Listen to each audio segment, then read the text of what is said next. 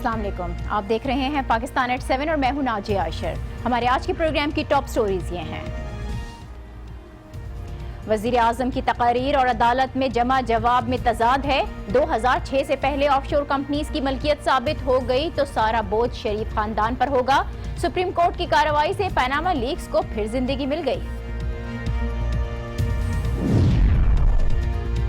عدالتی کارروائی پر سیاسی بیانات، بڑے بڑے الزامات کیا درست ہیں اور کیا قانون اس کی اجازت دیتا ہے؟ پروگرام میں اس پر بھی بات ہوگی۔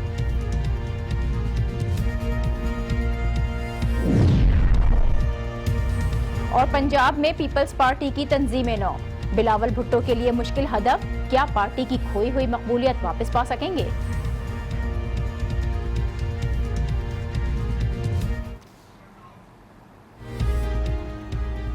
پاناما لیکس، آف شور کمپنیز، منی لانڈرنگ، ٹیکس چوری، کرپشن، یہ وہ الفاظ ہیں جو پچھلے 7 ماہ سے قوم سن سن کر تھک چکی ہے۔ سیاستدان مسلسل انہی الفاظ کا استعمال کر کر کے ایک دوسرے پر الزامات لگا رہے ہیں، لیکن اب تک کوئی حاصل حصول نظر نہیں آ سکا۔ اللہ اللہ کر کے معاملہ سپریم کورٹ میں پہنچا تو یوں لگا کہ شاید اب یہ اونٹ کسی کروٹ بیٹھ جائے، لیکن آسمان سے گرے کھجور میں اٹکے۔ عدالت میں بھی سماعتوں کے دوران وہی بیان بازی، انہی تقاریر کا ذکر، وہی الزامات سننے کو ملے۔ یوں لگنے لگا کہ شاید پی ٹی آئی کے پاس ثابت کرنے کو کچھ ہے ہی نہیں۔ حامد خان کیس سے علیحدہ ہوئے، سماعت میں 13 دن کا وقفہ آیا تو آج پی ٹی آئی کے وکیلوں کی کچھ تیاری نظر آئی۔ نعیم بخاری نے ٹھوس دلائل دیے، قطری شہزادے کے خط اور وزیر اعظم کے موقف میں تضاد پر اعتراض اٹھایا، دبئی اور جدہ کی فیکٹریز پر سوال اٹھایا، وزیر اعظم کے صاحبزادے کا NTN نمبر نہ ہونے کا ذکر کیا، مریم نواز کے وزیر اعظم کی زیر کفالت اور لنڈن فلیٹس کی بینیفیشل آنر ہونے کا تذکرہ چھیڑا، نیب کو ناکام قرار دیا، چیئرمین نیب کے خلاف کارروائی کی سفارش کی اور عدالت کو اس بات پر راضی کر لیا کہ واقعی وزیر اعظم کی پارلیمنٹ میں کی گئی تقاریر اور عدالت میں جمع کرائے گئے بیانات میں تضاد ہے۔ جسٹس آصف سعید کھوسہ نے نعیم بخاری کو مخاطب کرتے ہوئے ریمارکس دیے کہ انہیں 2006 سے پہلے شریف خاندان کی آف شور کمپنیز کی ملکیت کو ثابت کرنا ہوگا۔ اگر یہ ثابت ہو جائے تو سارا بوجھ شریف خاندان پر ہوگا۔ یہ ریمارکس بہت اہم ہے جس نے کیس میں جان ڈالی ہے، لیکن ہونا ہو ابھی اس کیس کا فیصلہ ہونا باقی ہے جو عدالت کو کرنا ہے، اور یہ بات سیاستدانوں کو بھی سمجھنی چاہیے جو ہر سماعت کے بعد باہر آ کر خود جج بن کر فیصلے سنانا شروع کر دیتے ہیں، عدالتی کارروائی پر تبصرے کرتے ہیں، ایک دوسرے پر سنگین نوعیت کے الزامات لگاتے ہیں۔ آج ہی کی مثال لے لیجئے، عمران خان نے دعویٰ کیا کہ ان کے مطابق یہ کیس ختم ہو چکا ہے، جو ایک بڑا کلیم ہے۔ بقول Maryam Aurangzeb P T I کے پاس کوئی ثبوت نہیں، وہ اخباری تراشوں پر بات کر رہے ہیں، وزیر اعظم سرخرو ہو کر نکلیں گے۔ شیخ رشید کے بیان کی بات کریں تو ان کے مطابق ثابت ہو چکا ہے کہ بیرون ملک منتقل کیا گیا مال چوری، ڈکیتی اور کرپشن کا ہے۔ طلال چودھری کہتے ہیں کہ وزیر اعظم کو گرانے والے پھر گریں گے۔ جہانگیر ترین کے مطابق شریف خاندان کا جھوٹ پکڑا جا چکا، اور عابد شیر علی وہ اور ان کے ساتھ دانیال عزیز کے بیانات بھی اسی قسم کے ہیں۔ ان تمام بیانات کا یہاں ذکر کرنے کا مقصد یہ پوائنٹ آؤٹ کرنا ہے کہ ان میں سے کوئی بھی اس کیس کا وکیل نہیں، یہ تمام غیر متعلقہ افراد ہیں جو سپریم کورٹ میں جاری کیس پر کامنٹس کر رہے ہیں۔ لیکن سوال یہ ہے کہ کیا قانون انہیں ان کی اجازت دیتا ہے؟ کیا عدالت میں جاری کارروائی سے متعلق اس طرح کے دعوے کرنا درست ہے؟ اس طرح کے بیانات عدالتی کارروائی پر کتنا اثر ڈالتے ہیں اور کہیں یہ توہین عدالت کیوں نہیں آتا؟ آج کا پروگرام ہمارا پہلا سیگمنٹ، اس پر ہم بات کریں گے، معروف قانون دان احمد رضا قصوری صاحب ہمارے ساتھ ہوں گے، لیکن پہلے ایک بریک، دیکھتے رہیے پاکستان ایٹ 7۔ پرانے ڈیزائن والے بڑے سائز کے 10، 50، 100 اور 1000 مالیت کے بینک نوٹ 1 دسمبر 2016 سے منسوخ ہو جائیں گے۔ پرانے ڈیزائن کے ان نوٹوں کی تبدیلی کے لیے 30 نومبر 2016 تک۔ Welcome back. وزیر اعظم کی تقاریر اور عدالت میں جمع جواب میں نظر آنے والا تضاد، پاناما لیکس کیس میں سپریم کورٹ کے ریمارکس، اسی پر ہم بات کریں گے۔ ہمیں جوائن کر رہے ہیں معروف قانون دان احمد رضا قصوری۔ بہت شکریہ قصوری صاحب آپ کا۔ 17 نومبر تک یہ لگ رہا تھا کہ پی ٹی آئی کے پاس اس کیس میں ثابت کرنے کے لیے کچھ نہیں ہے، لیکن آج عدالت نے جو ریمارکس دیے ہیں کہ وزیر اعظم کی تقاریر اور عدالت میں جمع کرائے گئے جواب میں تضاد ہے، ان ریمارکس کے بعد آپ کیا دیکھتے ہیں؟ کیس میں کیا دوبارہ سے جان آ گئی ہے، دوبارہ زندگی پڑ گئی ہے اس کیس میں؟ دیکھیں، اس وقت اگر آپ بغور دیکھیں تو نواز شریف کے بچوں کے بیانات اور ہیں۔ نواز شریف کا جو بیان اس نے اسمبلی میں دیا وہ ٹوٹلی ڈیفرنٹ ہے۔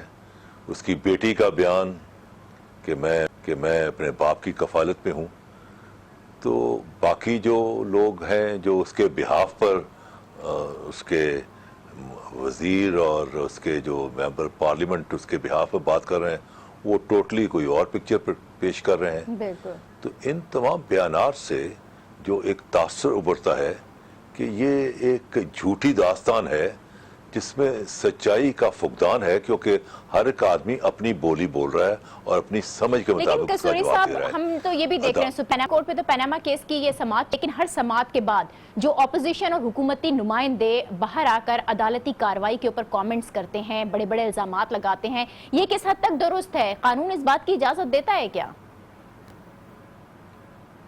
देखिए, अदालत जो होती है वो जो बार क्यास आराइयाँ या बार कोई तबसरे या बार कोई खबरें या आर्टिकल लिखे जाते हैं, वो अदालत उससे मुतासर नहीं होती। अदालत अपने एक नाक की सेहत में चलती है, और वो जो नाक की सेहत है वो है कवानीन और आइन।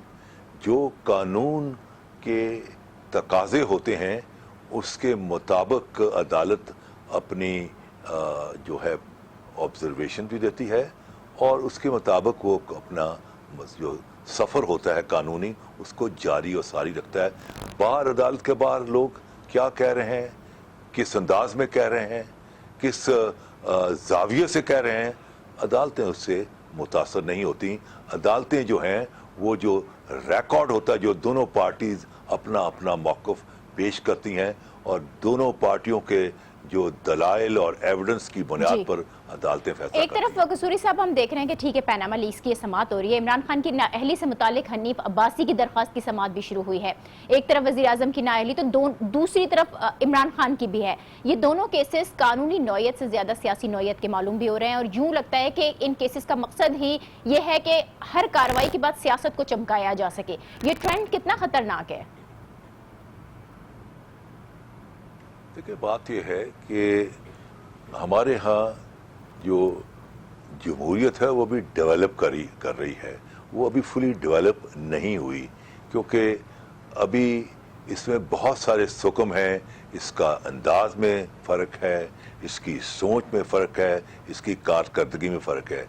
जब तक ये जमहूरी रवायात इस्टेब्लिश नहीं होंगी हमारे मुल्क में, एक लंबे अरसे तक जमहूरी निज़ाम के चलने के बाद फिर ये तमाम जो कबातें हैं जो अब आपको सामने नज़र आ रही हैं, तो वे ख़त्म हो जाएंगी। क्योंकि जमहूरियत का जो रूह है वो दो चीज़ों पर मुनहसर है, और वो है सब्र और बर्दाश्त। जिस माशरे में सब्र और बर्दाश्त का फुकदान है, दुनिया के तमाम निज़ाम चल पाते हैं, लेकिन जमहूरियत नहीं चलती। तो जमहूरियत की जो रूह है वो सब्र और बर्दाश्त है, वो उसका जमहूरी कल्चर है, और वो जमहूरी कल्चर हमने बदकिस्मती से पिछले कई दहाइयों से हमने वो बनाया ही नहीं है। तो अब क्योंकि जमहूरी कल्चर अभी हमने बनाया नहीं है, लिहाजा ये जो छोटी मोटी जो चपकले से और ये मुकदमाबाजी जो है ये अभी ये कुछ अर्सा चलेंगी, लेकिन हल्के हल्के जैसे जैसे ये बादल छट जाएंगे। बहुत शुक्रिया अहमद रजा कसूरी साहब, हमारे साथ थे, पनामा लीक्स की समाअत पर अपने कमेंट्स दे रहे थे। हम एक ब्रेक ले रहे हैं और इस ब्रेक के बाद बात करेंगे पंजाब में पीपल्स पार्टी की तंजीम नौ, जो कि बिलावल के लिए एक बड़ा चैलेंज है। हमारे साथ रहिए। हम बैक। पीपल्स पार्टी पंजाब में फिर से मजबूत होना चाहती है, अपनी खोई हुई मकबूलियत वापस पाना चाहती है, वोट बैंक बनाना चाहती है। पंजाब की पार्टी स्ट्रक्चर में तब्दीली, जनूबी और वस्ती पंजाब के अलहदा सुदूर का इंतखाब और अब यौम तासीस की मरकजी तकरीब का लाहौर में इनेकाद इस बात का वाज़ेह सबूत है। पंजाब के तमाम मामलात बिलावल भुट्टो जरदारी खुद डील कर रहे हैं, खुसूसी तौर पर तवज्जो दे रहे हैं, और आज पीपल्स पार्टी के यौम तासीस पर भी वो लाहौर में ही मौजूद हैं। बिलावल हाउस लाहौर में जलसा हो रहा है, जिससे कुछ देर के बाद बिलावल खुद खिताब भी करेंगे। इस जलसे का मकसद साफ है कि पंजाब की पार्टी वर्कर्स को मोटिवेट करना है और पार्टी की जो खोई हुई साख है उसको बहाल करना है, क्योंकि बिलावल ये बात अच्छे से जानते हैं कि पंजाब में जीत के बगैर विफाक में हुकूमत बनाना मुमकिन नहीं। लेकिन ये आसान हदफ नहीं है, क्योंकि इलेक्शन में सिर्फ 1 साल बाकी है। اور پیپلز پارٹی پنجاب کے کئی رہنما قیادت سے ناراض ہیں، پارٹی چھوڑنے کی دھمکیاں بھی دے رہے ہیں۔ ایسے حالات میں بلاول بھٹو زرداری پنجاب میں پیپلز پارٹی کی کھوئی ہوئی مقبولیت کیسے بحال کرائیں گے؟ اسی پر ہم بات کرتے ہیں۔ بیورو چیف لاہور انوار ہاشمی ہمارے ساتھ ہیں۔ انوار، آپ کا پیپلز پارٹی کی تنظیم نو بلاول کے لیے یقیناً مشکل ہدف ہوگا، مشکلات نظر کیا آ رہی ہیں کیونکہ پچھلے عرصے تک جو بھی سرگرمیاں رہی اس کو دیکھتے ہوئے، اور کیا لگتا ہے کہ بلاول بھٹو زرداری الیکشن سے پہلے اس ہدف کو پورا کر سکیں گے، جو مقبولیت کھو چکی ہے اس کو واپس حاصل کر لیں گے؟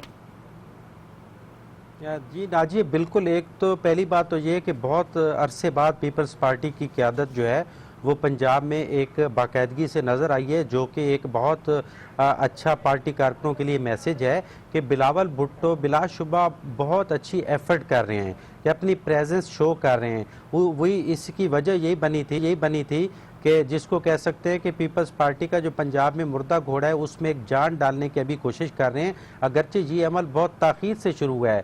خاص طور پہ تنظیم نو جب کی تو پنجاب کی جو پیپلز پارٹی کے صدارت کے لیے شخصیت نہیں ملتی تھی، بہت سے تجربات کیے گئے تھے، منظور وٹو کو بھی آزمایا گیا تھا لیکن کارکنوں نے اسے قبول نہیں کیا تھا۔ قمر زمان کائرہ کو جو کہ وسطی پنجاب کا صدر بنایا گیا، یقیناً کارکن ان کو قبول کر رہے ہیں اور ان کو پذیرائی مل رہی ہے، لیکن بنیادی جو پوائنٹ ہے کہ اگر ٹارگٹ ان کا ہے کہ وفاق میں گورنمنٹ بنانا ہے اور پنجاب سے بڑا حصہ لینا ہے تو یہ کام 2018 کے حوالے سے بہت تاخیر سے شروع کیا گیا ہے۔ لیکن انوار، میں دوبارہ صدور کی طرف ہی آؤں گی۔ پیپلز پارٹی نے پنجاب کے جو 2 صدور نامزد کیے ہیں، جنوبی پنجاب کے لیے مخدوم احمد محمود، جبکہ وسطی پنجاب کے لیے قمر زمان کائرہ، جن کے بارے میں آپ یہ کہہ رہے ہیں کہ کارکن ان کو قبول کر رہے ہیں، لیکن فرق کیا پڑے گا؟ بنیادی طور پر آپ کو کیا فرق پتہ چل رہا ہے اس تعیناتی سے؟ الیکشن میں 1 سال ہی رہ گیا، اس 1 سال میں یہ 2 صدور کیا کریں گے؟ بالکل، میں اسی نقطے پہ آنا چاہتا تھا۔ اس میں تو کوئی شک نہیں ہے کہ قمر زمان کائرہ جو ہے اس کے بارے میں کارکنوں کی اور پارٹی عہدیداروں کی پہلے ہی رائے تھی کہ اگر اس شخص کو جو کہ بہت ایکٹیو رہتا ہے اور موومنٹ کرتے ہیں اپنے پورے پنجاب کے اندر، ان کے اندر صلاحیت موجود ہے۔ دوسرا، جو جنوبی پنجاب میں مخدوم احمد محمود کو الیکٹ کیا گیا ہے، اس کی ایک وجہ تو یہ ہے کہ ان کا 36 اضلاع میں سے وہ واحد ضلع ہے رحیم جار خان جہاں کے وہ رہنے والے ہیں، کہ انہوں نے وہاں پہ بلدیاتی انتخابات میں پارٹی کو موبلائز کیا اور وہاں پہ ایک اچھا رزلٹ حاصل کیا، لیکن 35 اضلاع میں آپ آؤٹ ہیں۔ میں یہ نقطہ کہنا چاہتا ہوں کہ 2013 کے انتخابات میں تو واضح طور پہ پیپلز پارٹی نے اس طرح دلچسپی نہیں لی تھی، لیکن 2013 کے فوراً بعد انہیں 2018 کا ٹارگٹ رکھ کے ایکٹیو ہونا چاہیے تھا، جو کہ بہت لیٹ ہو چکے اور پاکستان تحریک انصاف نے وہ جگہ بنائی ہے، کیونکہ نون لیگ نے تو اپنا ووٹ بینک پہلے سے زیادہ حاصل کیا ہے، تو اس کا مطلب ہے پیپلز پارٹی کا vote bank P T I نے لیا تھا، لیکن انہوں نے تاخیر کی ہے، لیکن اس تاخیر کے باوجود ہو سکتا ہے ان کا ٹارگٹ یہ اس الیکشن میں کچھ نہ کچھ شو کرنا ہو اور اس کے بعد آئندہ کو کوئی ٹارگٹ ہو تو بلاول بھٹو کی موجودگی۔ بلاول بھٹو زرداری اب خطاب کرنے کے لیے آ چکے ہیں۔ نعرے رسالت، نعرے حیدری، نعرے Bhutto.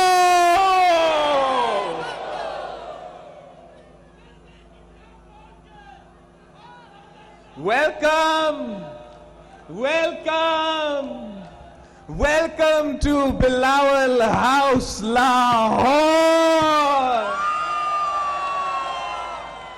I love Lahore.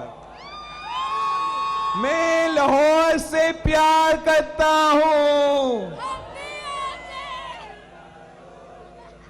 Lahore, Lahore, Lahore ہے اور بے نظیر، بے نظیر تھی۔ اس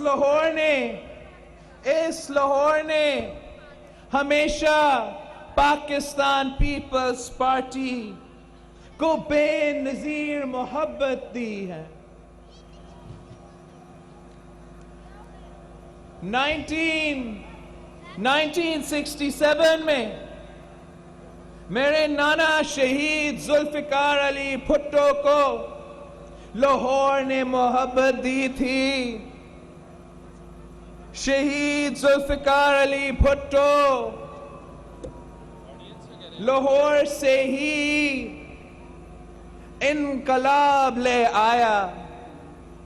1986 میں 1986 में मेरी माँ को लाहौर ने बेनजीर इस्तकबाल दिया और इसीलिए हमने लाहौर को चुना है, लाहौर को चुना है बिलावल के इनकलाब के लिए। मेरी बहनों, भाइयों और जियालों, आज हम सब मिलकर लाहौर में पार्टी का 49th एनिवर्सरी मना रहे हैं।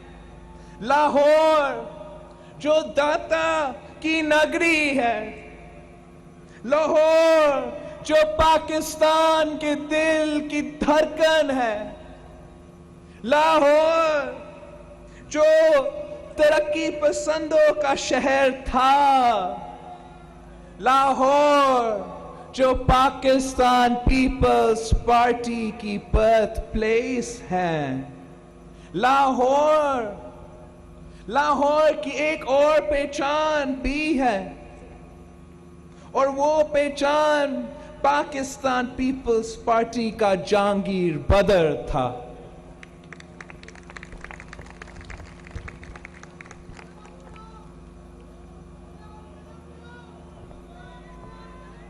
जो आज हम में मौजूद नहीं है। Chairman peoples party Bilawal Bhutto Zardari Lahore से मोहब्बत का इजहार कर रहे हैं और वो ये कह रहे थे कि बिलावल का इनकलाब के लिए ही लाहौर को चुना गया। पंजाब के तमाम मामला बिलावल भुट्टो जरदारी खुद डील कर रहे हैं, खुसूसी तवज्जो दे रहे हैं और इस वक्त वो लाहौर में मौजूद हैं।